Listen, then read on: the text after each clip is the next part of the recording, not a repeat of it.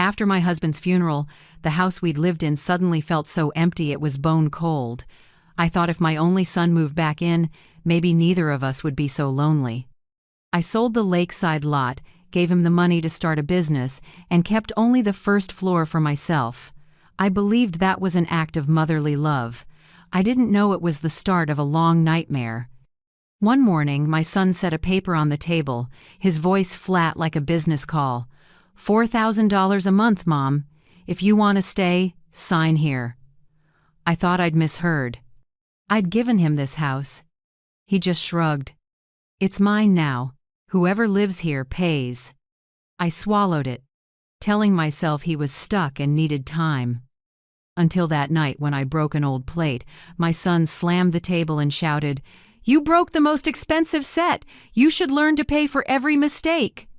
I bent down to pick up the porcelain shards, my hand bleeding, then quietly set an envelope with $4,000 on the table.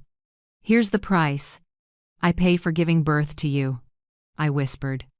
That night I left, carrying a legal secret he didn't know. I still held title to the land, and soon, the day he learned, that would be the day he understood what it really means to pay. If you're still listening, tell me where you're watching from. Every comment you leave is another mark in this journey. And if this story has touched you, don't forget to hit like so it can reach even further. My name is Nora Whitman, 65, a widow after more than 40 years of marriage. My husband Harold died of a sudden heart attack early last fall.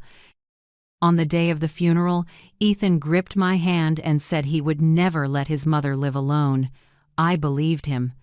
I believed it so much that I cleared out Harold's room, wiped every frame, and prepared the small attic for Ethan and his wife, Marissa, to move in.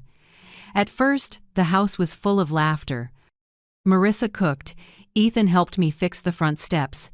I thought maybe I still had a family, but just 2 months later, everything changed.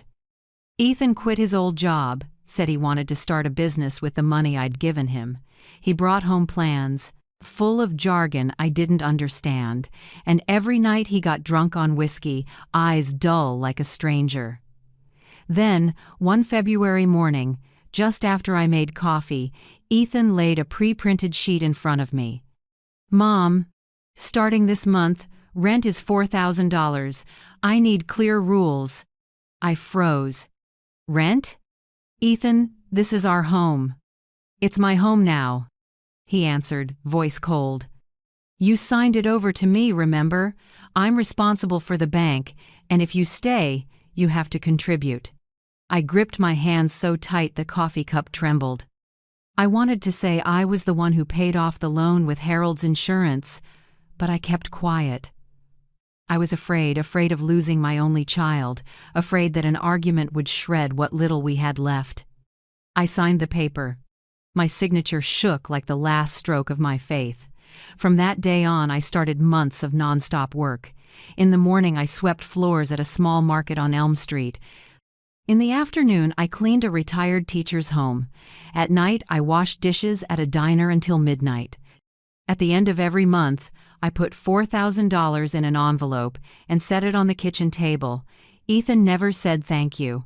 Once, I found a wine bill in the trash for nearly $500. And me, I cut back on bone medicine and ate instant noodles twice a day just to pay rent. Marissa spoke less and less. She used to be sweet and gentle with me, but after Ethan's outbursts, she only bowed her head and avoided my eyes. I didn't blame her. I knew she was living in fear too. The night the plate broke, I was just clearing the table after dinner.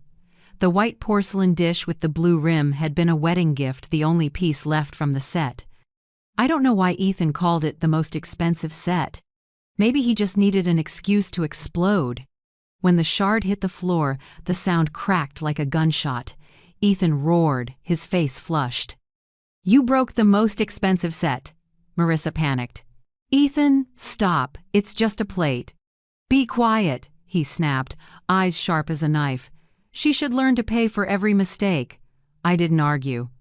I knelt, picked up each shard, blood from my hand dotting the floor.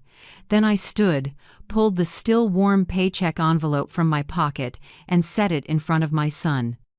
"This is this month's rent," I said, my voice hoarse. Ethan didn't look at me. He just sipped his drink and smirked. "You should be grateful I let you stay." I looked at the chair where Harold used to sit, now replaced by the shadow of a cold sun. My heart broke again, and this time there was no one left to tape it back together. That night, I didn't sleep. I packed clothes, medicine, and a folder of old documents. In it was the original land title, my name still on it, never transferred. Ethan thought I'd turned everything over to him, but in fact, I had only done a temporary power of attorney arrangement for tax purposes. I set the last envelope of $4,000 on the table next to Harold's photo. "Honey," I whispered, "I can't keep the son we were once so proud of. But don't worry, he'll learn the lesson life hasn't taught him yet." When I stepped out, the night wind swept across the porch, the smell of snow mixed with leftover alcohol. I got into the old Honda, the car Ethan said made the neighborhood look cheap, and turned the key. The headlights cut across the wet road like a sad but necessary exit. Behind me, the house lights were still on, music from the living room playing as if nothing had happened. I drove with no destination. In my bag, the phone buzzed non-stop, 38 missed calls from the same number. I didn't pick up. I didn't want to hear another false apology or order. When the dashboard clock flipped to 2:17 a.m., I pulled into a small roadside motel. The neon sign blinked, "Vacancy," its weak glow wheezing. The clerk looked at me, a 65-year-old woman, soaked, holding a bag and a stack of papers, and silently handed me a key. The room smelled strongly of bleach. Thin blankets scarred walls, but at least no one yelled at me there. I set my bag down, sat on the edge of the bed, turned on the phone, and stared at 38 missed calls and a flood of texts. "Where are you?" I was just angry. "Come back and we'll talk." I powered it off, pulled the battery, and looked out the window. Snow began to fall harder. Each flake landed like the sky's sigh. I pressed my palm over the cut the blood had dried, leaving a raw line. It reminded me every wound has a price, and sometimes silence is the most costly answer.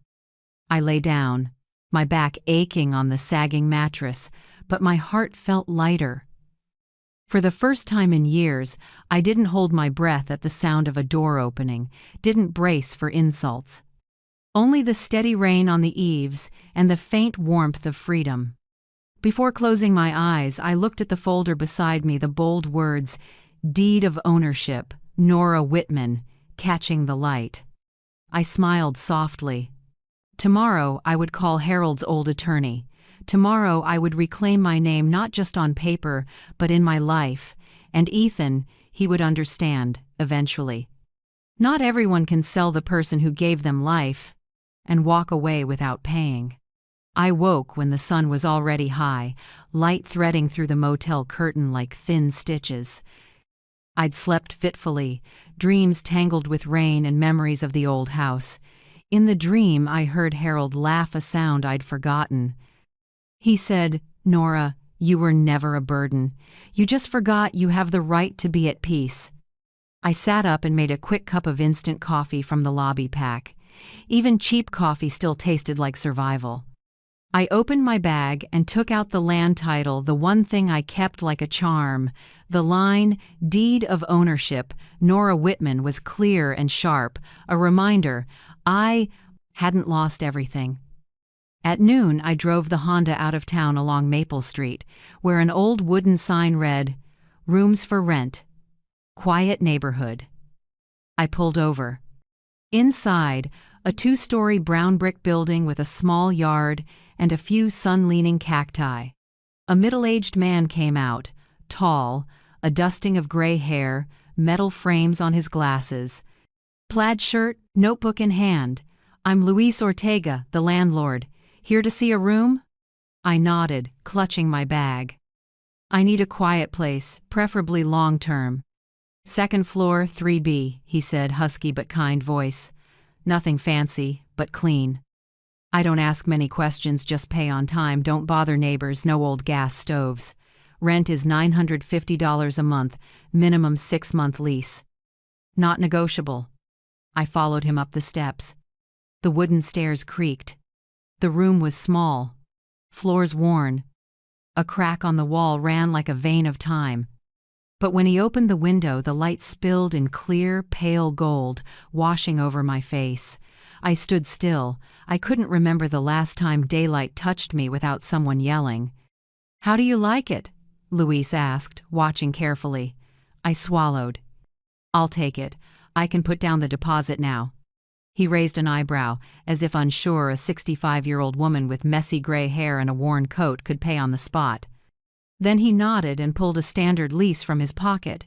"Sign here, Whitman, right?" "Yes," I said, my hand trembling slightly as I took the pen. For the first time in years, I signed my name for myself, not for anyone else, and not as a placeholder. When he handed me the keys, the soft metal clink sounded like a new heartbeat. "Welcome to Maple Street," Luis said. "If you need anything, knock downstairs. I fix pipes and change bulbs for free." I thanked him, and when he left, I sat on the bed.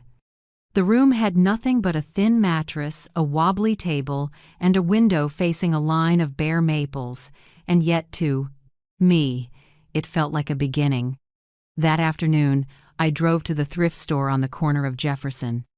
I picked a tulip-shaped desk lamp. Its gold paint was chipped, but when I tested it, the light was warm and soft like an old spring.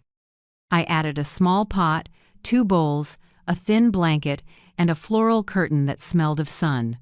Total, $42. I set them carefully on the back seat like treasure. Back in the room, the sunset spread amber across the walls. I plugged in the tulip lamp. Its gentle glow filled the space and made the old room look alive. I poured a glass of water, sat on the bed, and listened to the creaks from downstairs. The sound of ordinary life, a sound I'd forgotten. A light knock at the door. A woman around 60, gray hair in a neat bun, held a tray of bread. "I'm Ruthie Park across the hall." She smiled. "I bake banana bread. When someone new moves in, I bring a loaf.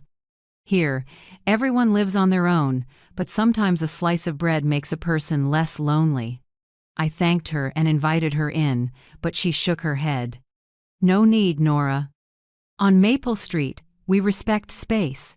Live quietly, and don't let anyone make you apologize for wanting peace. That's enough." She left the hallway scented with banana bread and simple kindness. That night I set up the room, made the bed, washed the bowls, put the pot away. Every small task felt like rebuilding a piece of dignity that had been sanded down. When the tulip lamp lit the wall, I opened my old notebook, the one where I used to track Ethan's monthly expenses. Instead of numbers, this time I wrote 5 new rules for living. 1. No borrowing. 2. No begging.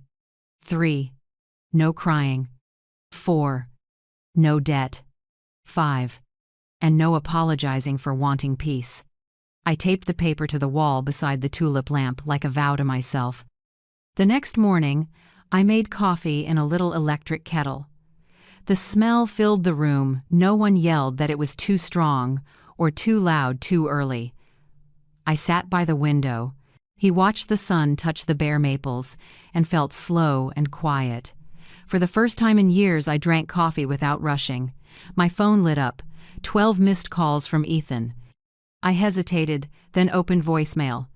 "You owe me this month." "I need money. Where are you?" "You're not allowed to leave like this." I muted the phone and set it face down. The tulip light reflected off the case, making those messages look small and meaningless. I smiled. For the first time in years, I smiled without guilt. That afternoon, I ran a few errands. The clerk at the corner store, a young woman with pink hair, said, "New here? It's safe." "We all take care of ourselves," I said. "Sounds like what I need." Back home, I saw Luis fixing a pipe in the yard.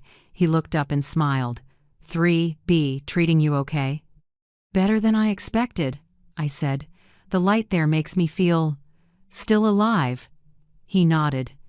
Light reminds people who they are. I started over in a room like that too. His words kept me quiet for a long time. That evening, I had a small bowl of soup, then washed the dishes. The light on the water rippled like time healing. I opened the window. Cold air slid in, carrying damp earth and jasmine from the yard. I sat at the table and looked around. Every object had a reason to exist. The little pot that cooks just enough for one, the tulip lamp lighting a quiet corner, the old curtain shielding the world. As I reached to turn off the light, a thin strip of hallway glow slipped under the door. Someone slid an envelope onto the floor. I opened it. Rent received. If you need anything, knock. Luis. No chit-chat, no pity, just respect. Sometimes that's the finest kindness. I lay down, but sleep didn't come. Maybe it was too quiet. I wasn't used to it. I could hear the clock ticking, the wind nudging the wall. I got up, opened the small tin box I always kept in my cloth bag. Inside were the last ties to my old life, our wedding photo, Harold's bent gold ring, and the land deed my name on it. I ran a finger over the signature, remembering Ethan's hand signing that rental paper with me, the strong strokes of the boy I'd taught to write. A tear dropped onto the page, and I didn't wipe it. I spoke softly, to myself. This is what I still hold, and I won't let anyone take it again. The tulip lamp's light fell across the paper, the letters gleaming like breath. I folded it, put it back, and locked the box. Outside, the wind whispered through the branches. A cat padded across the eaves, feet light as a secret. I heard myself exhale long, slow, and deep. That night, I didn't dream of Harold or Ethan. I dreamed of a sunlit road with a little sign that read, Maple Street. I walked alone, and for the first time, I didn't feel lost. I never knew silence could bring so much peace. The first mornings on Maple Street drifted by like smoke. I rose early, made coffee, listened to dry maple leaves rustle at the window. No one rushed me, no one complained the coffee smelled too strong. It was just me and enough space to breathe. After 2 weeks, I decided to drop 2 of my jobs. My back's nightly ache reminded me I'm not 20 anymore. I kept only the cleaning work for 2 kind clients, a widowed piano teacher and a young couple with a new baby. They treated me with simple respect. They asked, "Are you tired?" instead of, "When will you be done?" At noon, I got home early and stopped by the little bakery on the corner. They knew my order, black coffee and a slice of banana bread. Each time I walked in, the girl at the counter smiled. "Miss Whitman, another beautiful day?" I smiled back and thought, yes, because no one is there to ruin it. One afternoon I sat by the window, sunlight spilled across the wall, and I wrote a letter by hand. I wrote to Ethan and Marissa in a calm voice, without blame. "If you need to see me, you can meet me only at the Braves, Public Library on Central, on Wednesdays at 2 p.m. for up to 30 minutes. No money talk, no arguing. If you truly want to talk, I will listen. If you just want to demand, let silence answer for me." I folded it, stamped it, and mailed it. Dropping the letter felt like unloading a stone from my chest. From now on, boundaries would be in my handwriting, not someone else's. The next day, Ruthie knocked. She brought 2 small plants, a pot of basil and a tomato seedling. "I think you should grow something," she said. "Plants keep us busy in a healthy way, and they never ask why we're quiet." We went to the little backyard. Ruthie showed me how to dig, set the seedling, and cover it up to halfway up the stem. "Don't be afraid to trim roots," she said. "Cut roots grow stronger." I went still. Her words stitched right through me. I'd spent a lifetime feeding roots for others, my husband, my son, and never learned to cut off the roots draining me. With soil on my hands, I felt a strange ease. The basil's scent in the sun took me back to when I thought caring for someone was the only way to be loved. Now I understood. Sometimes love begins with letting go. Early in the week, Luis knocked, his expression a little grave. "Miss Whitman," he said softly. "This morning a man came asking about the new tenant. Said he was your son." I told him everyone here has privacy. If you want, I can change your locks. I thanked him. My heart pinched. I knew it was Ethan. I could see his restless, sharp edge in my mind. Maybe he still didn't understand I was no longer obliged to answer. That night, I opened my notebook and wrote in bold red, "Anyone coercing an elder financially is committing a crime." Below it, I copied details from the Elder Financial Abuse Act I'd read when I worked at the library. I taped the page beside my 5 new rules. Side by side, they stood like 2 small shields, guarding me from the old world. 2 days later, just after I finished cleaning the retired teacher's place, there was a knock on the door at Maple Street. Luis was talking to 2 uniformed officers. He waved me down. "Miss Whitman?" the taller officer asked politely. "We got a welfare report from your son. He said you might be cognitively impaired and need a wellness check." I stood straight and steady. "Oh? Then please check." I welcomed them into my second-floor room.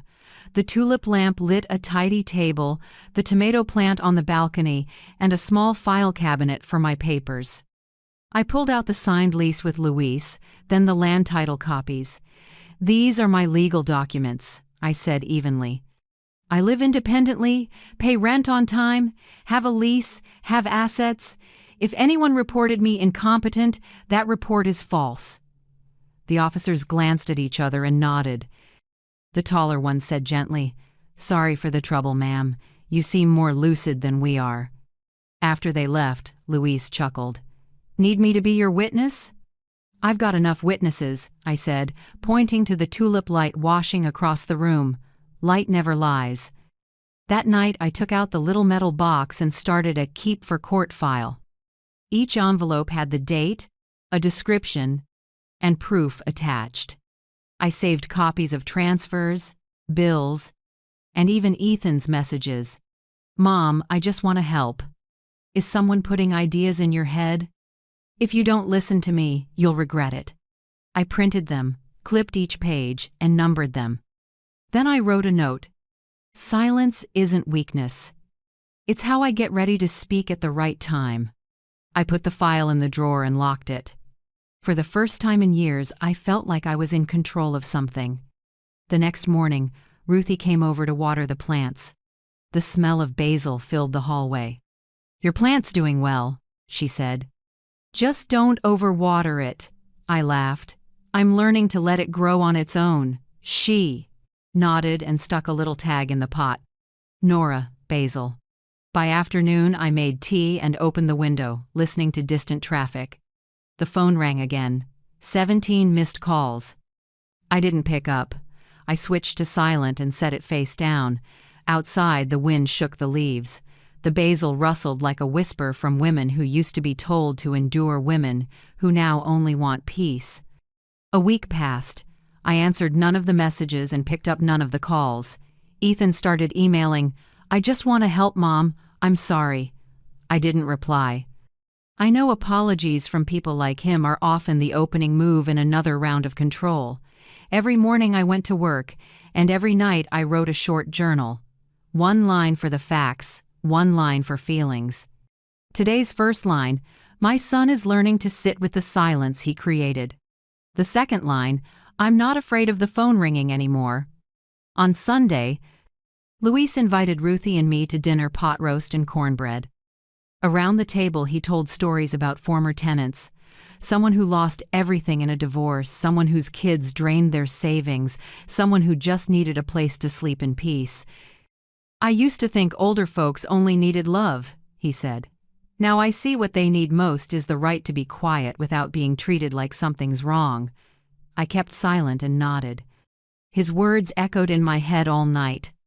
Before bed, I opened my notebook and added 1 more line to the paper on the wall. "My silence is my weapon." No hurried footsteps in the hallway, no arguments, no threatening texts. Just my breath, slow and steady. I sat by the window and watched moonlight fall over the little tomato plant. The tender leaves quivered in the breeze, fragile and stubborn. I whispered, not sure if it was to the plant or to myself. No more proving anything. Quiet living is enough. Outside, Maple Street lay still. And I, the woman whose own child charged her rent finally, found a small but mighty kind of power. The right to stay silent. And to let that silence become the strongest voice of my life. 3 weeks after I mailed the letter, I got a short text from Ethan. Fine. Wednesday, 2 p.m. That's it. No apology, no how are you. Like scheduling a meeting. Still, I thanked God he'd at least show up not for reconciliation, but so I could look straight at the son I once loved blindly. That day, the sky was unusually clear. Sunlight filtered through old maples and fell on the stone steps of the public library. I arrived 15 minutes early and chose a table by the window, where I could see the lake in the distance. I took the rule card from my bag and set it in the middle. No insults. No money. 30 minutes. Each line was in neat block letters. Steady and sure. At exactly 1:55 p.m., I saw Ethan walk in. He wore a white shirt and dark pants, with Marissa beside him. His face looked thinner. A short beard shadowed his jaw. Even indoors, he kept sunglasses on, maybe to hide the eyes that wouldn't meet mine. Marissa came behind him, arms tight around her bag, shoulders slightly hunched. I stood and gave a small nod. "Sit," I said evenly. Ethan sat and glanced at the paper on the table. "Are you playing lawyer with me now, Mom?" His voice was bitter, edged with sarcasm. I didn't answer right away. I slowly closed my notebook and looked straight at him. "No, I'm doing exactly what you taught me how to make someone pay for their mistakes." The library was so quiet I could hear the wall clock ticking. Ethan leaned back and folded his arms. "You've got it wrong," he said. "I just want to talk, not fight." "Then talk," I said. "I'm listening." Ethan took off his sunglasses. His eyes were bloodshot from lack of sleep or alcohol, I couldn't tell. "I'm just trying to help you, but you ran off and made people think I'm a monster." "No one thinks you're a monster, Ethan," I said gently. "You chose actions that make people think that." Marissa stayed silent, eyes down. Her fingers clutched the strap of her bag. Ethan shot her a look, his voice dropping, loaded with blame. "See? You did this. You pushed her to leave." Marissa shook her head, whispering, "No, Ethan, be quiet." He snapped, loud enough that a few people turned. I set my hand on the table and kept my voice calm. "Ethan, I left because of you, because I don't recognize you anymore." "No one pushed me." He laughed, a harsh sound with no joy. "I charged you rent, sure, but it was the only way to teach you reality. You can't lean on other people's feelings and responsibilities forever. You need to know the value of money." I looked at the boy who once begged me to take his picture by the Christmas tree, who once held my hand learning to ride a bike, now sitting like a creditor. "The value of money?" I asked softly. "I worked 40 years so you could study, so you could live in the house you call yours. I don't need lessons on money's value." But I did learn something else. When love has a price tag, it isn't love anymore. He went quiet, then scoffed. "You're blaming me so you don't have to admit you're weak." I held his gaze. "Maybe you're right," I said slowly. "I was weak to believe that enough love could stop someone from hurting me." I glanced up at the clock. 2:17 p.m. 13 minutes gone. "We still have 17 if you truly want to talk." Ethan took a breath, his hands shaking. "Mom, I just want you to come back. The house feels empty without you. Marissa misses you too." I looked at Marissa. She didn't speak. I could see the fear in her eyes, not of me, but of her husband. "If you really missed me," I said softly, "you wouldn't have turned the house into a place I had to pay to stay. If you missed me, you wouldn't use insults, call the police, or send threats. You miss a mother you think you own, not the mother who actually exists." Marissa lifted her head, lips trembling. "Mrs. Whitman." I'm sorry. I nodded. You don't owe me an apology. Both of you lived in a house where no one told the truth. Ethan slapped the table. The chair scraped. You can't just leave and play the victim. I've taken care of you for years. I stayed even, never raising my voice. No, Ethan, I took care of you, and you repaid me by turning me into a tenant. The air went heavy. A copier whirred in the distance, then stopped. A child ran past. Rubber soles thudded hollow on the floor. Ethan jumped up and yanked the chair aside, banging it against the wall. Marissa flinched. What do you want? He nearly shouted. You want me on my knees? I sat still. My hands lay flat on the table. My eyes didn't leave his angry face. No, Ethan, I said quietly. I want you to take responsibility for what you've done. He froze for a beat, then shoved the chair away. The crash rippled through the library. Have you ever had to stay calm while a loved one was losing their temper? If you'd like, share a small detail your story might give someone the strength they need today. Marissa scrambled to set it upright, murmuring, I'm sorry. Ethan turned and walked out, shoulders tight. I stayed put. The librarian glanced at me, worried. I gave a small smile and shook my head. It's okay, I said. I checked the clock. 2:30 p.m. Exactly 30 minutes. I folded the rule card, slid it into my notebook, stood up, and walked out slowly. Outside, the sunlight was still honey gold. I strolled the brick path and breathed deep. By the lake, a few kids fed the ducks. I remembered when Ethan loved that, how he laughed when crumbs stuck to a duck's beak. Now that laugh lived only in memory, out of reach. I sat on a bench and opened my notebook. My hand shook a little, but the letters were clear. I wrote, For the first time, my son was angry, and I wasn't afraid. I paused and looked at the words. Each one felt like a small stitch in an old wound. And for the first time, I understand real strength. It isn't in shouting, it's in staying quiet. Back on Maple Street, Ruthie was watering the porch plants. She saw me and smiled. Did it go okay? He came, then left, I said simply. She nodded and didn't ask more. Your basil has 3 new leaves, she said softly. They know how to stand tall, even after the roots were trimmed. I looked at the pot and saw myself small and steady. Night fell. I sat alone by the window and kept writing. The tulip lamp cast warm gold over the table. My shadow climbed the wall, a thin woman, gray hair, bright eyes. I added one last line for the day. When he threw the chair, I stayed seated. Not because I was scared, but because I'm strong enough not to prove anything. I closed the notebook and set it in the drawer. Outside, Maple Street was still as paper. I heard the wind in the trees and the faint trace of basil in the air. I poured myself a cup of tea. Heat filled my palms. In the mirror, my eyes met my own, no more shaking, no more dodging. I smiled a little. For the first time in years, I knew I'd won, not with words, not with the law, but with calm. 3 days after the library meeting, I thought things would settle. Ethan disappeared from view. Marissa didn't call or text. I told myself maybe he was tired, maybe he'd begun to think. But then, on a gray afternoon in early March, just after I finished cleaning the piano teacher's place, there was a soft knock at my door on Maple Street. When I opened it, a woman around 40 stood there. Wavy brown hair, a long cream coat, polite face with tired eyes. "Are you Nora Whitman?" she asked, voice low.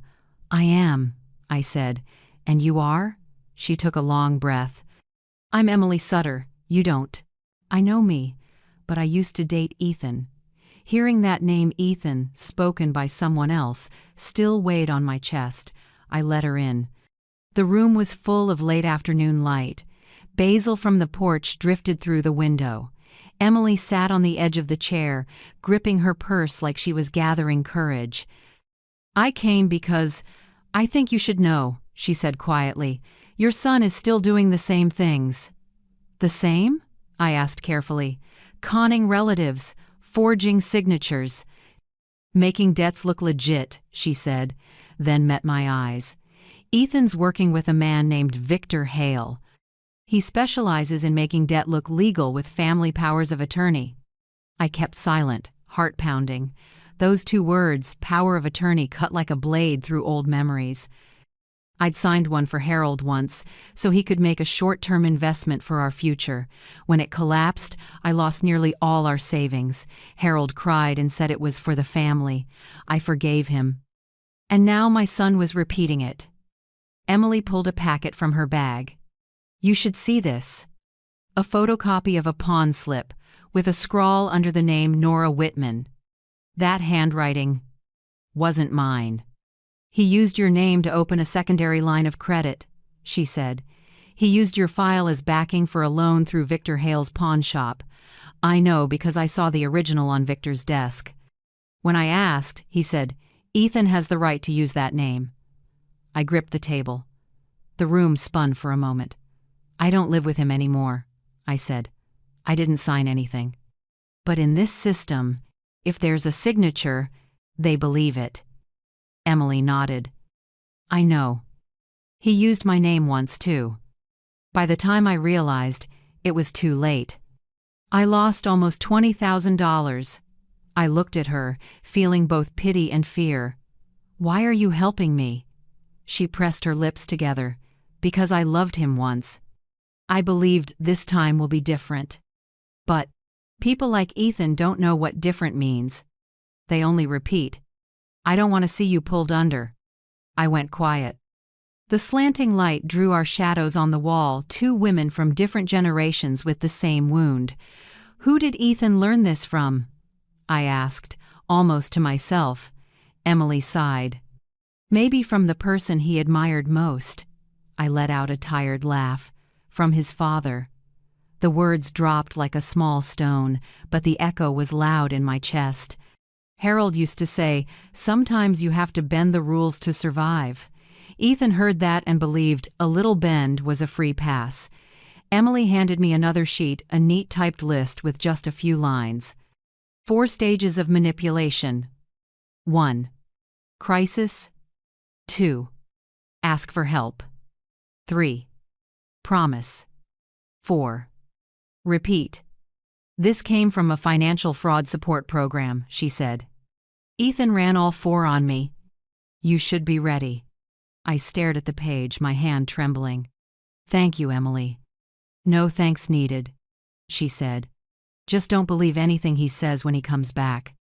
The more pity you feel, the more you'll lose. She stood, left the papers on the table, and the room fell quiet when the door clicked shut. I sat a long time, looking at the list.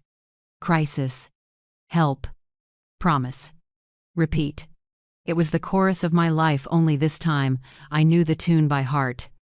I took photos of every document on my phone and saved them in a folder called Evidence Ethan. Then I opened my notebook and wrote, He doesn't get to be called son when he turns his mother into a loan tool. My pen stopped. I closed my eyes and breathed. I suddenly thought of Ruthie. I stepped outside. She was on the porch trimming basil. Did you know, she said without looking up, if you cut at the right time, the basil smells stronger and lasts longer?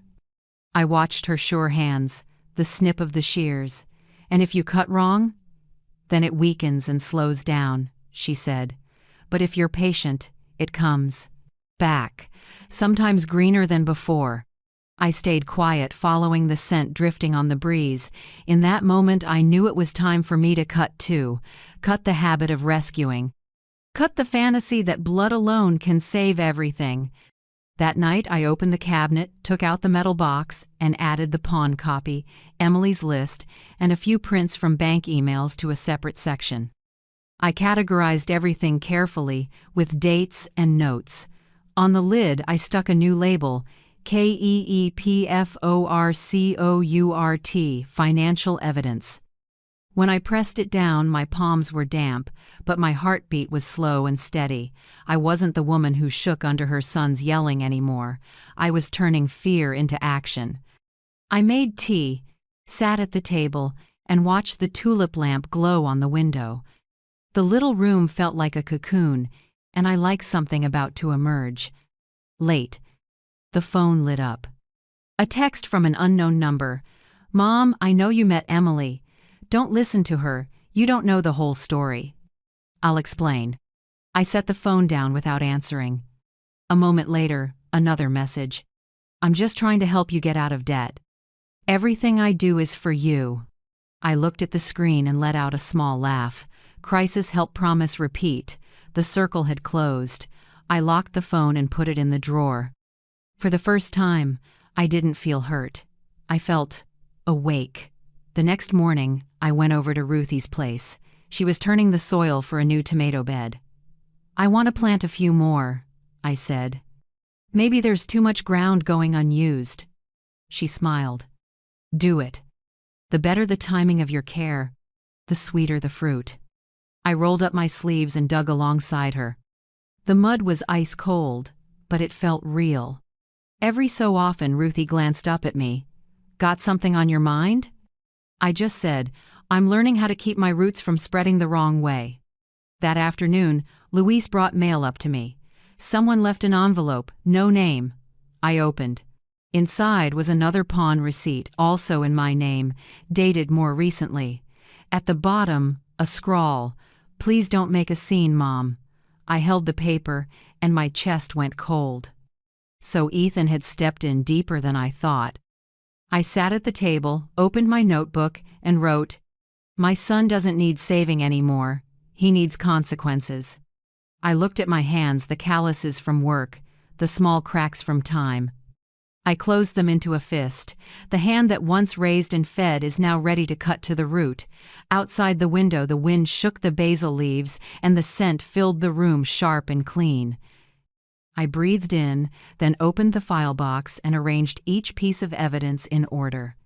When I shut the lid, the metal clicked, dry and final, but to me, it was the sound of waking up.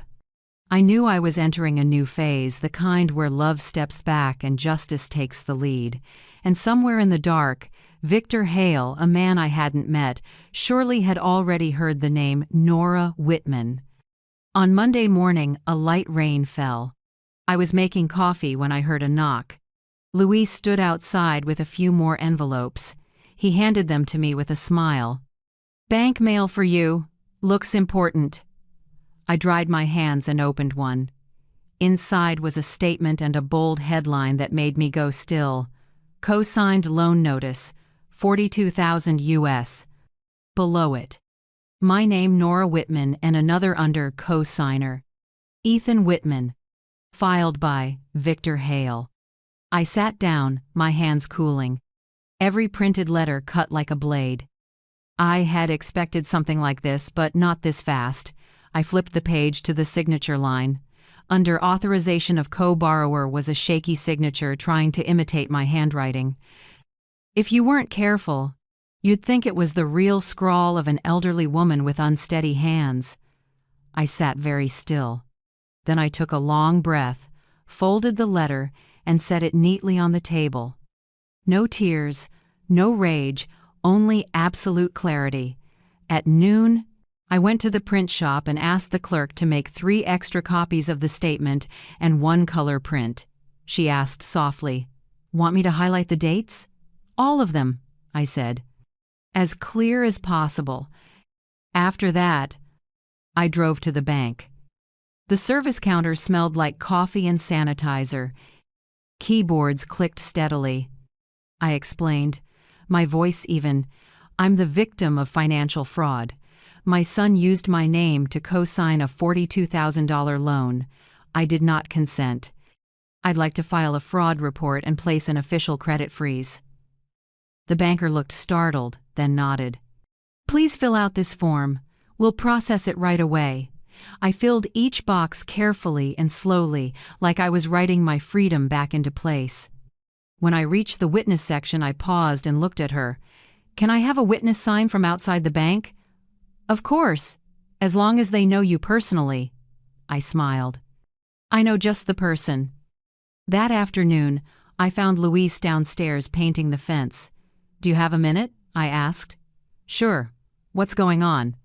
I handed him the papers. I need a witness. Just a signature stating I live here, I'm clear-minded, independent, and fully competent. Any signature that appears elsewhere in my name is a forgery. Luis was quiet for a few seconds, then set the paint can down. All right, do you have a pen? I gave him a blue pen. He signed, wrote out Luis Ortega, address and date, then met my eyes.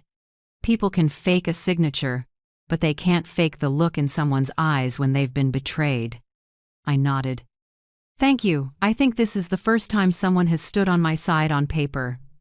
That evening, I called my sister June in Boston. Her voice shook after I finished.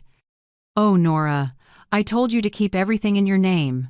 I did, I said softly, but he learned how to game the rules just like Harold did. Silence. Then she said, So what are you going to do? I'm going to face them, and I need you with me. I'll come. 3 days later, June arrived at Maple Street. She's 6 years younger than me, slim, with auburn-dyed hair. She used to be impulsive. Now she's the steady one I needed. We drove to my old house, the place I lived for 40 years, now Ethan's. On the way, June said, I've never seen you this calm. How else should I be? I answered. Anger won't make paper speak. But signatures will. When we turned down the familiar street, my chest tightened. The house looked the same, except the lawn was overgrown. The curtains were gray instead of white, and a brass plaque at the gate read, Whitman and Hale Financial Consulting. I let out a long breath. Victor Hale, he had sunk his roots here already. June started to step out, but I held her hand. We'll stay outside, I said. No need to go in. She nodded and leaned against the car. I walked up the steps. Marissa opened the door. She wore a thick sweater, pale face, dark circles under her eyes. Mrs. Whitman, she breathed, voice trembling. I didn't think you'd come. Is he home? She nodded faintly. In the living room, with Mr. Hale. I stepped inside. The place reeked of liquor and smoke. Papers were strewn across the table and a laptop sat open. Ethan was at the head of the table. Next to him sat a man around 50 with slicked hair, a dark suit, and eyes like glass. Had to be Victor Hale. Well, Mrs. Nora Whitman, he smirked. I've heard a lot about you. Please, have a seat. I didn't come to sit, I said evenly. I came to put the truth back on the table. Ethan stood, voice trying to sound gentle. Mom, I can explain. I raised a hand. Don't call me Mom while you're using my name to borrow $42,000. The room froze. Marissa bowed her head, tears sliding down her cheeks. Victor leaned on the table, feigning charm. You may be misunderstanding. This is temporary and fully legal. Ethan co-signed. And you, I pulled from my bag the property deed copy and the bank fraud report. This is the only legal ownership I have, I said, laying them down. And this is what I filed at the bank yesterday. I've also frozen my credit. You cannot use my name for any loan, Mr. Hale. Victor stared, a flash of irritation in his eyes. Ethan flushed. Are you threatening to sue me, Mom? I met his gaze, calm. No, Ethan, I'm not threatening. I'm notifying. Victor let out a dry laugh. You're making a big deal of nothing. You'll make people think your son is a criminal. I shrugged. If they think that, maybe it's because he's acting like one. Marissa broke down.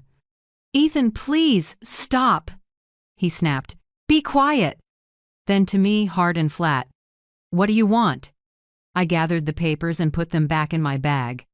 I want you to understand that everything you're building on lies will collapse. I won't have to lift a finger. I turned to go, feeling Victor's stare slick, cold, inhuman on my back. At the door, I paused and spoke softly but clearly. Remember this, the law may be slow, but it always arrives, and when it does, it doesn't knock. I stepped onto the porch. A light wind moved the dry leaves at my feet. June was still there, watching me with worried, proud eyes. "You okay?" she asked. I nodded. "Okay, more than ever." We got in the car. In the rearview mirror, I saw Ethan at the door, and Victor turning back to the table, his mouth moving. I didn't care anymore. As we left the street, the breeze slipped in through the window with the smell of fresh grass. Trees swayed in the light. For the first time in months, my hands didn't shake. June said softly, "I've never seen you this strong." I smiled.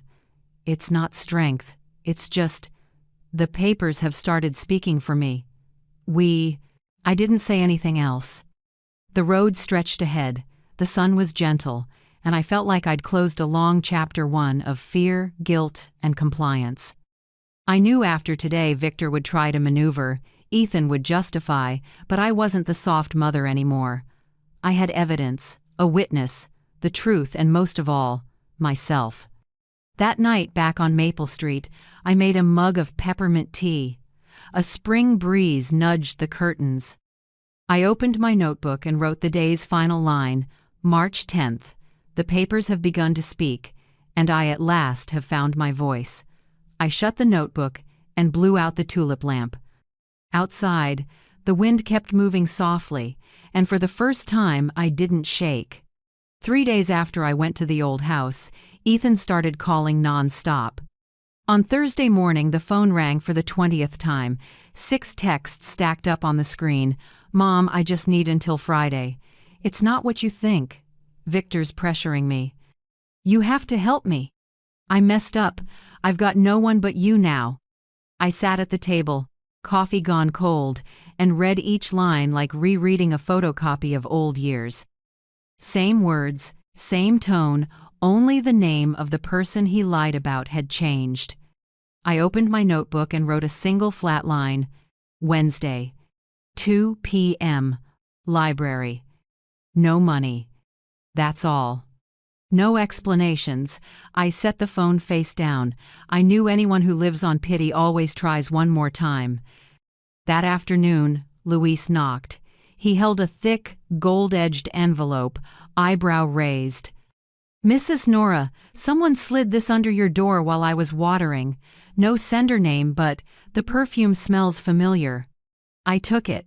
One touch and I knew the expensive perfume Marissa liked. Inside was a wad of cash and a shaky note. "I know you need this. Please don't make it hard for me." I was quiet for a few seconds, then said, "Thank you, Luis. But this isn't for me." "What will you do?"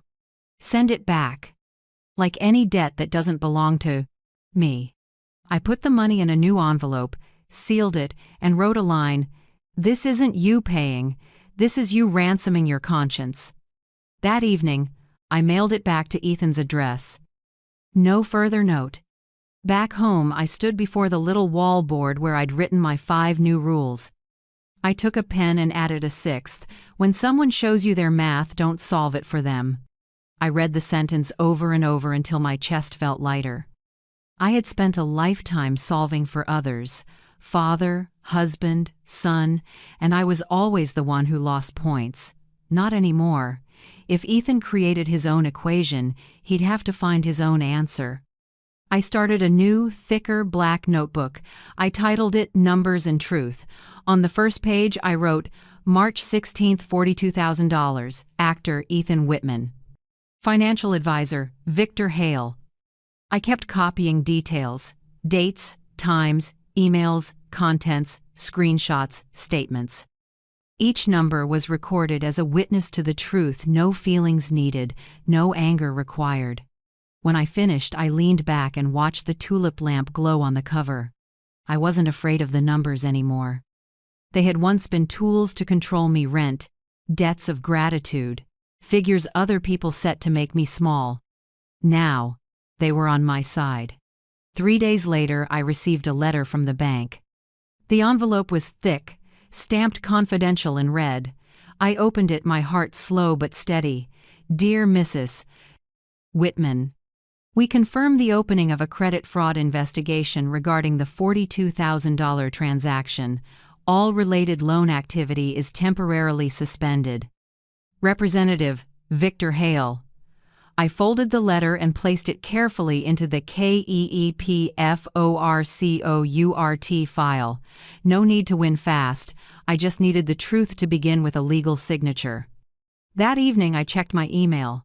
One new message from a strange address, but I knew the tone at the first line. From v.hale@hconsultfinance.com. Subject: a friendly piece of advice. Body: Mrs. Whitman, I hear you filed a fraud report.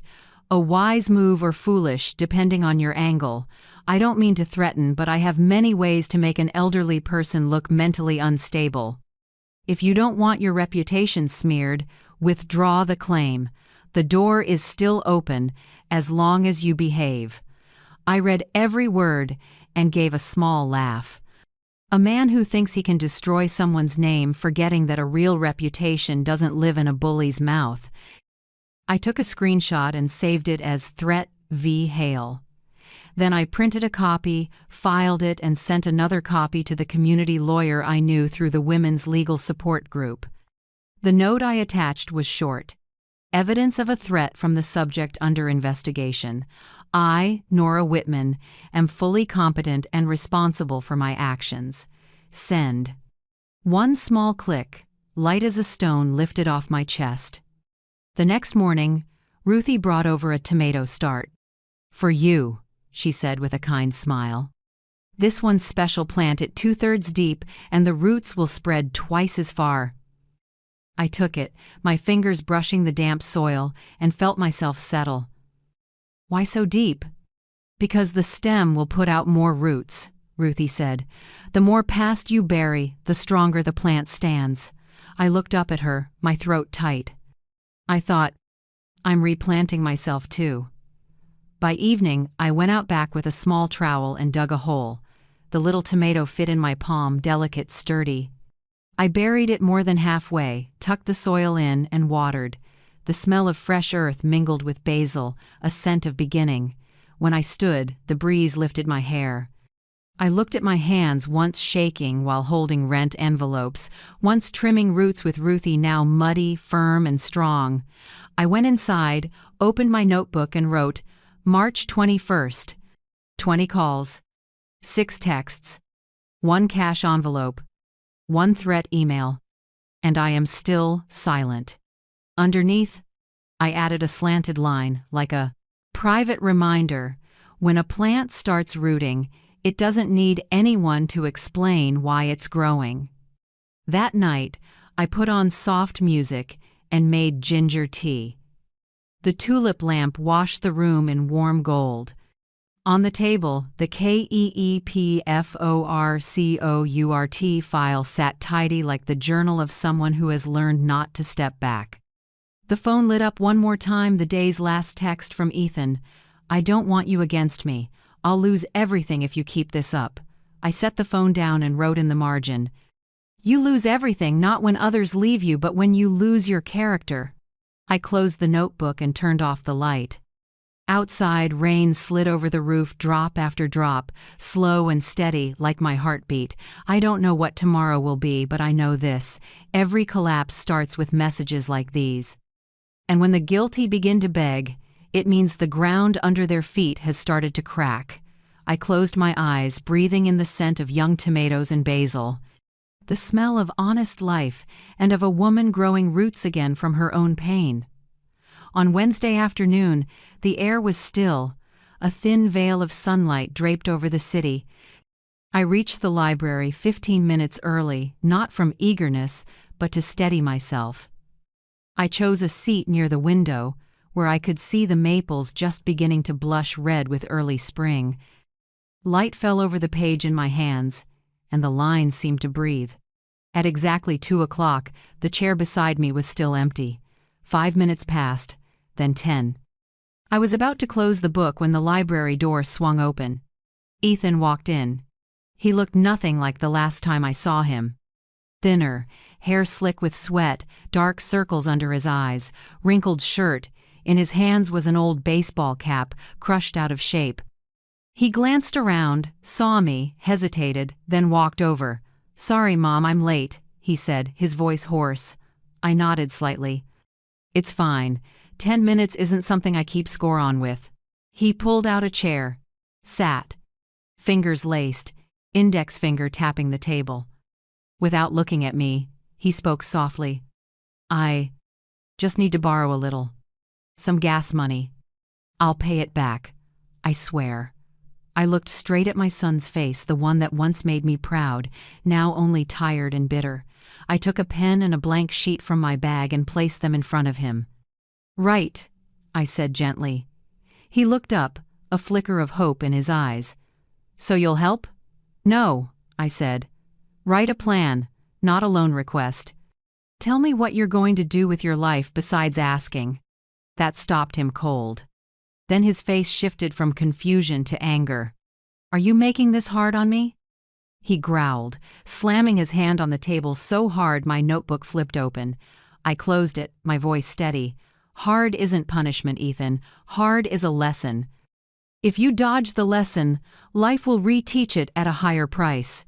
He clenched his fists, breathing fast, then shot to his feet. "You always think you're right. Always preaching while you have no idea what I'm going through."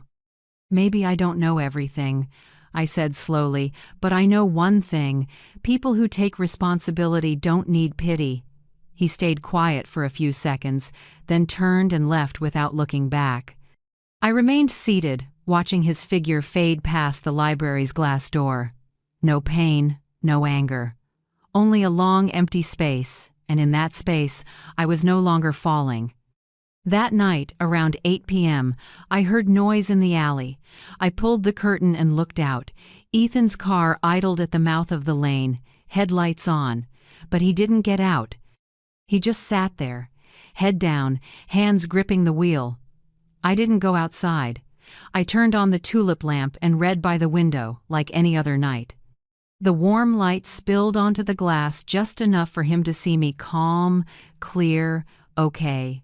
15 minutes later, the headlights cut. The engine's rough hum faded into the calm, dark. I closed the book and rested my chin on my hand. The light glinting on the page made me think, sometimes the best thing we can do for our children is let them see their mother is fine even if she's not by their side. The next morning, I received an email from the bank. "Dear Mrs. Whitman, the $42,000 loan has been suspended. A formal financial fraud investigation is underway. The broker, Mr. Victor Hale, has been asked to cooperate." I read it 3 times. Not to be sure, but to feel the weight of justice. It isn't loud, not dramatic like in a movie. It arrives as a line of black and white text, yet it lets you finally exhale after months of silence. I printed the letter and taped it to the fridge. Beneath it, I added a line in red pen, "When the mask falls, don't pick it up for them."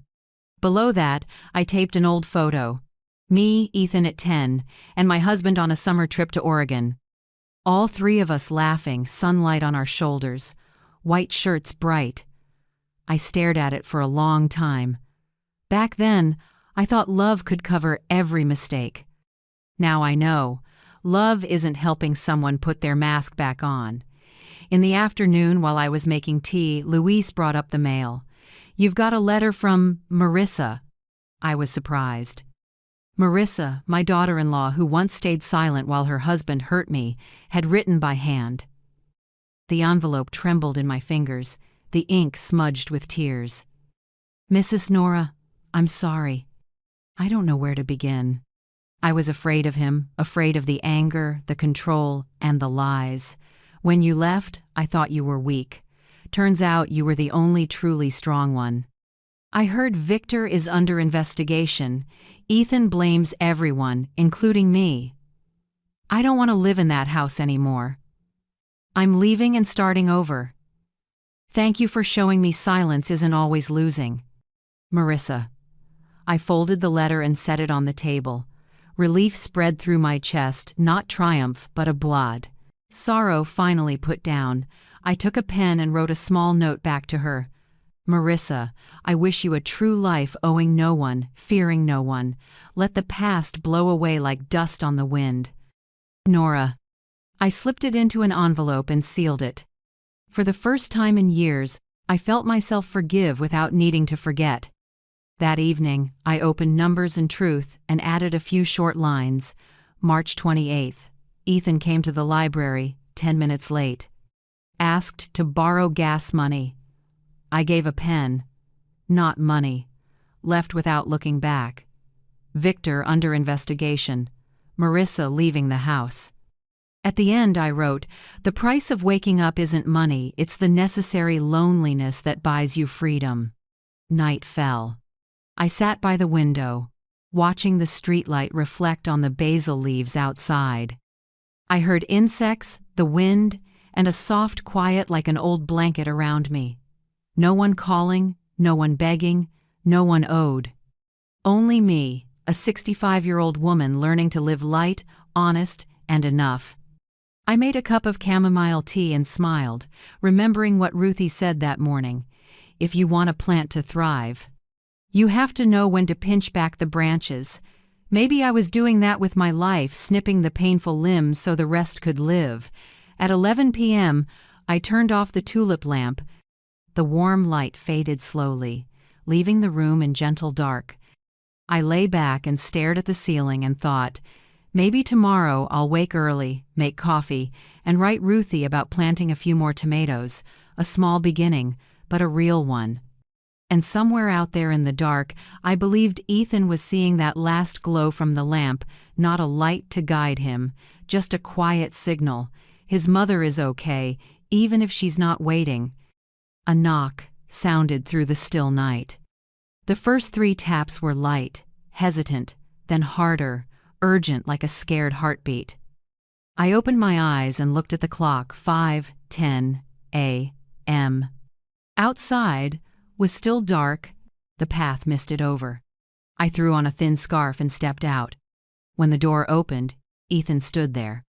His shirt was damp with sweat, hair wild, face ashen, eyes lost like a child who'd wandered off. I can't control it anymore, Mom," he said, voice catching, breath ragged, shaking like he might fall. I didn't touch him, didn't hug him, didn't ask what happened. I looked straight into those eyes, the same ones that used to laugh when he was little, now 2 dark hollows. Then I spoke, slow and clear. "Take the phone, call a rehab center." He lifted his head, lips trembling. I don't have insurance, no money, no one." "Then use your real name," I cut in, placing the phone in his hand. "And start there." He stared at me, said nothing. Then he bowed to the screen. His fingers shook as he dialed. A receptionist's voice came on, warm, professional, distant. He spoke softly, in broken bits. "My name is Ethan Whitman. I need help. I have no insurance, no money, but I need." I stood still and listened to every word. Each one was a brick falling from the wall he'd built between himself and the truth. The call lasted under 3 minutes. When he hung up, he looked at me ashamed and desperate. "They said they can take me this morning, but I don't know how to get there." "My car's outside," I said. "Let's go." We drove in silence. The road was empty, the amber light stretching ahead like a thin ribbon of hope. Ethan sat in the passenger seat, hands laced, head bowed. I glanced over and remembered him at 16 sitting beside me after passing his college entrance exam, smiling so wide the morning sun looked brighter. Now, in that same seat, sat a man collapsed inside his own life. When we pulled up to Northbridge Recovery, he turned to me. "Mom, can you come in with me?" I shook my head. "No, you have to walk through that door yourself. If I go with you, you'll never learn to stand." He was quiet, eyes lowered. I unlocked the door and nodded at the white building. "Go, they're waiting." He hesitated a few seconds, then opened the door. As he walked, he staggered like someone who'd lost his map. I watched until he disappeared inside. A young nurse came out and asked me, "Ma'am, "Are you the patient's emergency contact?" I looked up, my voice light as a breeze. "No, put self. He is." She nodded slightly and didn't ask more. I turned away and headed for the car. The morning wind slipped through my shirt, cold to the skin, but I felt lighter. For the first time in years, I didn't have to save anyone. That afternoon, the phone rang. The nurse's voice came through, calm but warm. "Mrs. Nora, just letting you know patient Ethan Whitman is demanding to leave. He says he's not used to it and can't stand it." I drew a long breath and closed my eyes. "Thank you. But if he leaves, please tell him, don't come to my house." There was a pause on the other end. Then she said softly, "I understand. I'll note it." When I hung up, I stood still. Late light fell through the window onto the small wooden table, the same spot where I once set a rent envelope. I remembered how that felt, blood on my hand, emptiness in my chest. Now my hand still trembled, but for something else, letting go. That night the phone rang again. I hesitated, then answered. The same nurse's voice, low but kind. "Mrs. Nora, he changed his mind. He's staying. We've scheduled a 30-day program." I was quiet for a few seconds, then managed, "Thank you." After I hung up, I sat down and looked through the window where moonlight laid silver over the small pots on the porch. Then my tears fell quiet, light as mist. They dropped into the coffee I'd left half full, mixing into a taste that was bitter and warm. I didn't cry from pity or joy. I cried because maybe, finally, Ethan had hit ground, the place where no one catches you, where it's just you and your consequences. The next morning, I woke earlier than usual. The air was dewy, but not cold. I stepped onto the porch and made a fresh cup of coffee. Steam rose, sweet and bitter in the same breath. I touched the rim and realized last night's tears still lingered somewhere, blending with the coffee into something hard to name: pain, gentleness, truth. I looked at the tomato plant Ruthie gave me. The leaves had climbed higher, the stem firm, a deep green. I smiled. Some things, planted deep enough, will grow without anyone pulling. After I rinsed the cup, I grabbed a sticky note and added it to the fridge right under, "When the mask falls, don't pick it up for them." I wrote, "When someone falls, let them hit the ground before they learn to stand." I stepped back and looked at the two lines side by side, one for the people I used to save and one for me. A soft knock sounded. Ruthie came by with a bag of warm banana bread. "I hear your son checked in?" she asked quietly. "Yes," I said. "He called himself and signed his own name." She nodded, smiling gently. "That's good. People only really change when they see themselves at the bottom." I took the bag. The smell of flour and cinnamon filled the kitchen. "I still worry, Ruthie. Mothers never stop, do they?" "Never," she said, "but worry doesn't mean you're chained. It just proves your heart still beats." We sat on the porch, ate bread, watched the morning light spread over the neighbor's roof. There was a strange peace, not because everything was fixed, but because I'd stopped trying to fix it all. That night, when I wrote in my journal, I added, April 2nd, 5:10 a.m. My son knocked on my door. I didn't open my arms, I opened the phone. I didn't rescue, I pointed the way. I paused, then wrote one last line. "When someone you love calls himself the one who fell, trust that. At least he's seen the ground." I closed the notebook, stood, and stepped onto the porch. A new moon was up, the sky quiet, only insects singing. I set my hand on the tomato pot and whispered, "We're both learning how to stand, aren't we?" Then I went back inside and turned off the lights. Darkness filled the small space, but inside me, the light of clarity kept burning. 10 days after the last call from Northbridge, my phone buzzed again. A text at 6 a.m., short, plain, no pleading. "I want to stay the full 30 days. Ethan." I stared at the screen for a long time. No more asks for money, no excuses.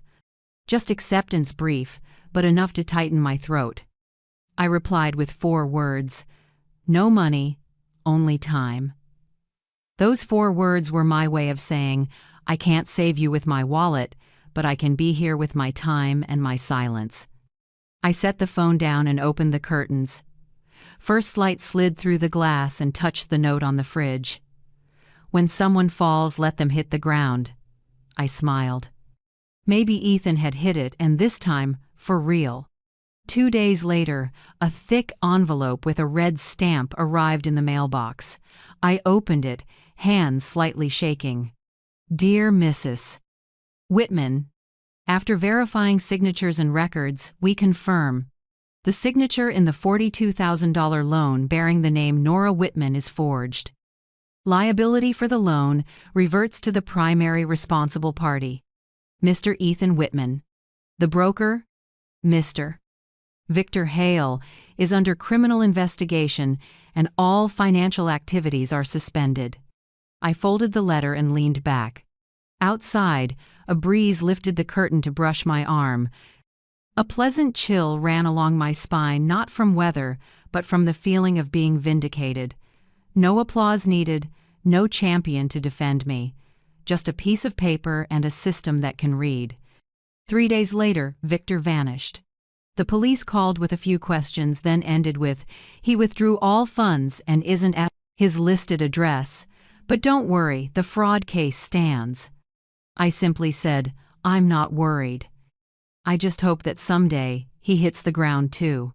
One afternoon, while I was watering tomatoes on the porch, a car stopped out front. I looked up Ethan. He didn't look as wrecked as that morning. Shirt neat, clean-shaven, still a bit tentative in his steps, but something different in his eyes, the quiet of someone who has weathered a storm.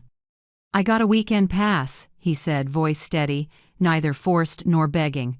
I came to bring you this. He opened his hand. In his palm was the key to the old house, a worn silver ring with a small tag that read, Whitman 12. I don't want it anymore, he said. That house, I'm going to sell it. I don't want to live where it's all debt and lies. I looked at the key. For years, I thought it was a symbol of motherly love. Later, it felt like my own shackles. Now resting in my hand, it was light as air. I only said, thank you. Ethan bowed his head, silent for a few seconds, then turned away. As he got into the car, I didn't add anything. I knew that sometimes love doesn't need a hug, it just needs timely silence and a nod. That evening, I set the key on the table beside my tea and the Numbers and Truth notebook. Then I wrote, April 12th. My son returned the key. I took it. Light as wind. Justice arrived. But what I saw more clearly was a person waking up. I closed the notebook, sighed, and turned on the tulip lamp. Its light washed the window frame and caught the dust in the air, the kind of light that makes an old room feel warm. The following week, the city library posted a notice, free class, Managing Finances After Trauma. For those who've experienced scams, financial dependence, or economic abuse. I stood at the bulletin board for a long time. A small group of middle-aged women were reading it too, whispering to each other. I smiled and tore off the little tab. In the corner that said, Register at the main desk. That night I wrote in my notebook, Tomorrow sign up for the class. The next morning, I went to the library. The head librarian, a woman with neatly brushed silver hair, looked at me and said, Mrs. Nora, there's one spot left. If you want, you can take the class, or volunteer to shelve books after. I'll do both, I replied. From that day on, every Thursday afternoon I went to the library and sat among women who'd lived through similar things, some stripped by their children, some controlled by their husbands, some simply learning how to live again. We learned how to read bank statements, fill out tax forms, and say no without feeling guilty. During the break, I shelved books, lining up the spines just so.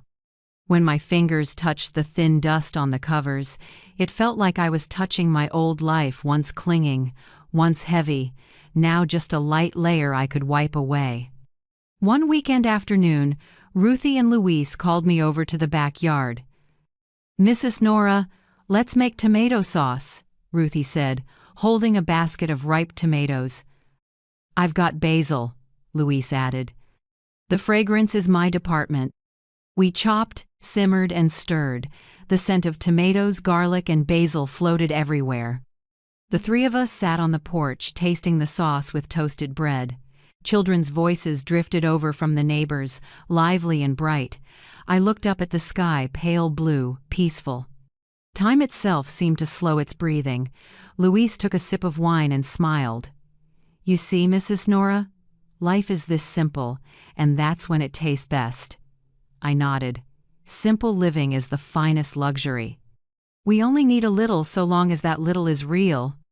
Ruthie laid a hand on my shoulder and said softly, "You've come a long way. Now you can rest." I smiled at the lines on my hands. "No, I'm just beginning a life where I'm in charge." That evening I went home, washed the cups and dishes, made tea, and opened the window. The scent of tomatoes and basil still clung to my hair and clothes. I looked at the old house key on the table. It still lay there, glinting under the light, like a piece of the past rinsed clean. I don't plan to go back, and I don't plan to sell in a hurry. All I know is, it's no longer a shackle. It's proof that even after losing everything, I can live again clean, enough, and free. Night fell, and I wrote the last line in my journal. April 18th, Ethan says he'll finish the 30 days of recovery. I believe it, not because of him, but because the truth has started to take root. I have a home, friends, soil to plant, and time to live. I closed the notebook and looked around the small room, the place that had witnessed tears, fear, and then renewal. Now it held only light. I spoke softly, as if to my own life. "Thank you for giving me a chance to relearn an old lesson that love doesn't mean enduring, and forgiveness doesn't mean forgetting." Outside, the wind mingled with the sound of children laughing under the neighbor's porch. I took a deep breath, dropped my shoulders, and smiled. At last, the true son has appeared, not the Ethan of the past, but the Ethan learning how to be a man.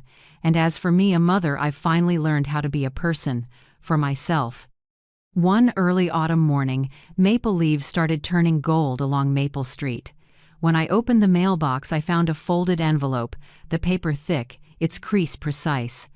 In the top left corner, the familiar hand, slightly slanted, a bit shaky but clear, "Ethan Whitman."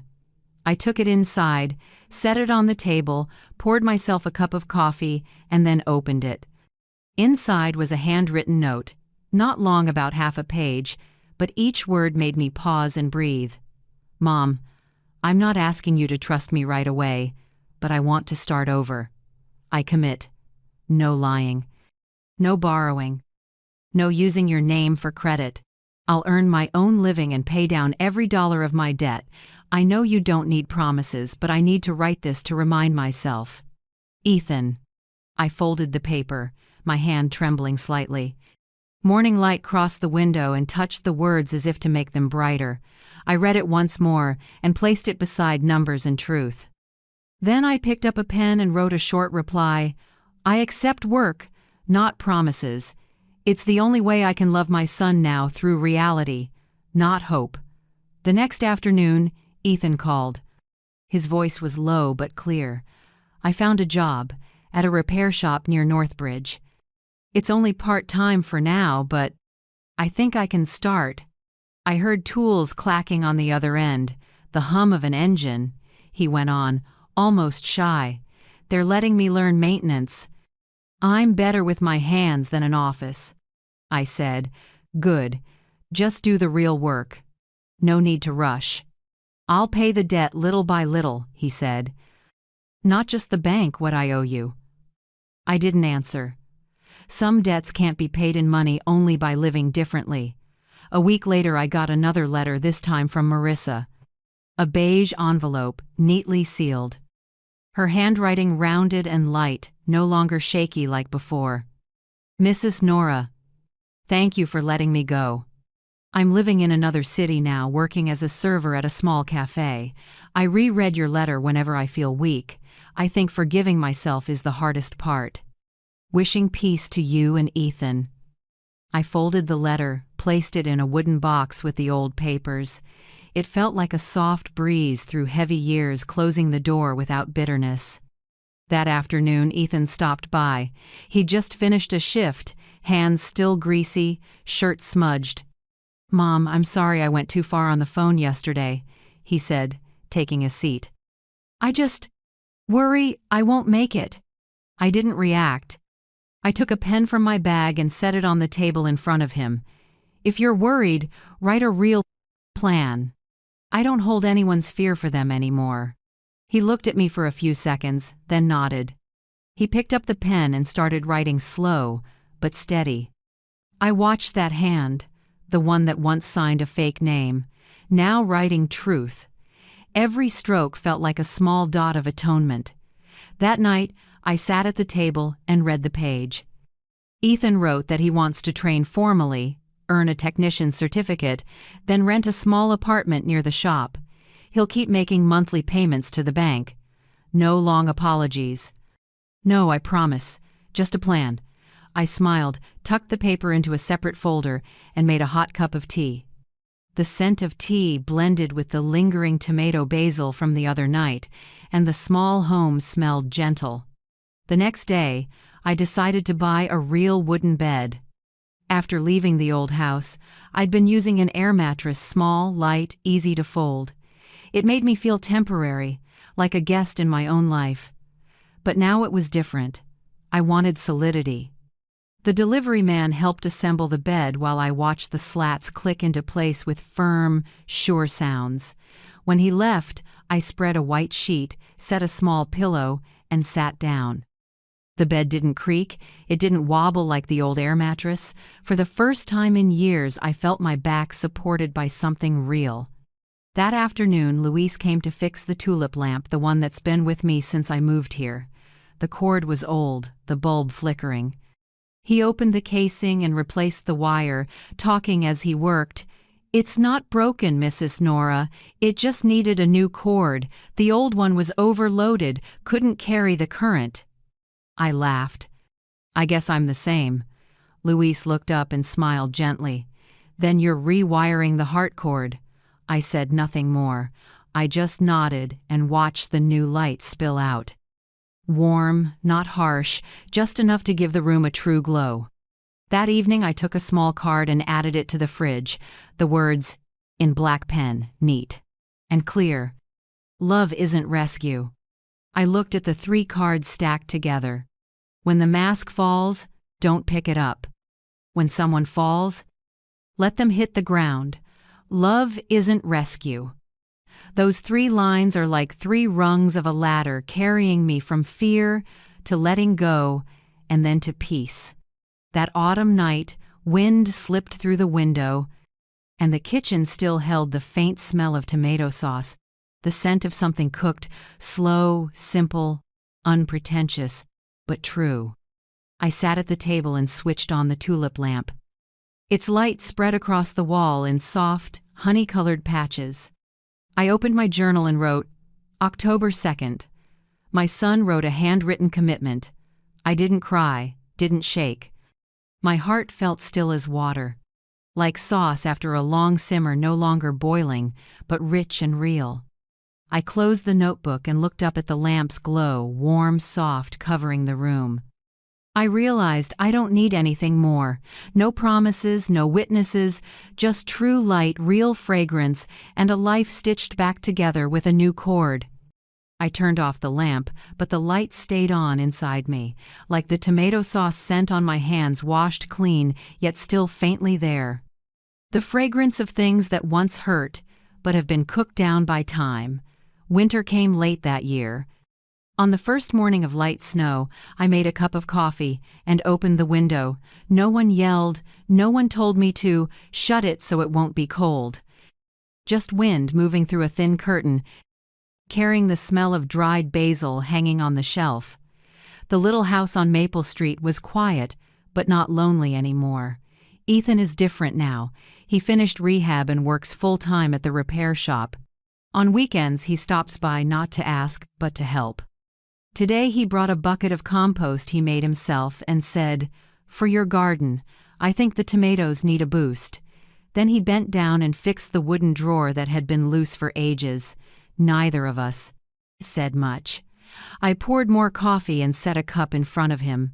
The coffee's warmth mingled with the smell of fresh soil and metal, the smell of real things. No more apologies, no more lectures. Just two people repaying each other with honest labor. In the afternoon, after he'd gone, I sat at the table, opened my old notebook, and wrote one line: timeline. The broken plate leaving Maple the library, the center tomato season. A short string of words, yet my whole year, each word a marker, the broken plate the start of the pain, leaving the first act of freedom. Maple where I began again, the library where I learned to manage myself, the center where my son began to see light, and tomato season the season of renewal. I closed the notebook and smiled. Maybe life doesn't need exclamation points, just small dots, linked long enough to make a road. Another afternoon, while I was shelving books at the library, the librarian whispered, "Did you hear? Victor Hale was arrested in another state." I nodded, not happy, not gloating. Just normal, like rain finally falling where it should. Tessa, the woman who used to partner with him, disappeared from view and from our stories. Maybe everyone has to go quiet at some point. A week later, Ethan sent me a handwritten letter. His strokes were steadier than before, like someone who'd learned to stand firm. "Mom, what I owe you isn't money, it's the truth. Thank you for letting me hit the ground so I could learn to stand up on my own. I don't know the future, but I know I'm not going back. Ethan." I read the letter, folded it carefully, and set it beside the old paper I once taped to the fridge. "Keep yourself." Now those 2 pages lay side by side, one from a mother, one from a son, like 2 doors finally opened from the inside. On New Year's morning, I made coffee again, opened a brand new notebook, and wrote the first lines: library garden. Soup joy regular. 5 simple words, no big plans, no grand goals. Just the small things that make me want to live one more day. I understand now freedom doesn't need drama. It needs quiet, like the warm breath of coffee in the air, like morning light touching silver hair with no one urging you to smooth it down. I put on my coat and stepped outside. Winter sun glanced off my hair, catching a little shine like fine wire. I walked slowly past the front garden, looking at the tomato plants gone dry, roots still green. I knew when spring came, they'd sprout again. So will I. On the way back, Ruthie called from her porch, "Mrs. Nora, let's make more sauce sometime." Luis just planted more basil. I smiled and nodded. Next week winter needs something red to keep it warm. When I reached my door, I looked up at the noteboard that had hung there all year. It was old now, paper yellowing, corners peeling. I didn't take it down. Every word had become part of me. When the mask falls, don't pick it up. When someone falls, let them hit the ground. Love isn't rescue. 3 lines that taught me how to love, how to let go, how to live. And I know now the door is never opened by someone else. It opens only when you're ready to step through. That night I lit the tulip lamp, the light reflected on the wall, golden as honey. I sat by the window and wrote the last line in the new notebook. First day of the year I am forgiven, not by anyone else but by myself. I closed the notebook, set down the pen, and let it be. The home smelled faintly of tomatoes. The wind outside mingled with the room's warmth. I closed my eyes, my heart light, not because everything was perfect, but because I no longer feel I have to be. And if you're still here, listening to the very last lines of this story, thank you. Not because you finished it, but because you stayed with yourself. If someday you have to choose between love and peace, I hope you're brave enough to choose peace. Because love can sometimes make us lose our way, while peace will lead us home. I don't know where you're listening from, a far-off city or your own small kitchen, but if you're quietly smiling, leave me one simple line: I'm still here. So I'll know that even when the world is loud, there are souls breathing slowly with me. And if you want to keep going with me to hear more about standing back up, forgiving, and the quiet seasons after the storms, please like, subscribe, and hit the bell. So each evening, when I turn on the tulip lamp to tell a story, you'll sit with me again, two old friends, sharing a cup of tea, a deep breath, and a story just long enough to heal.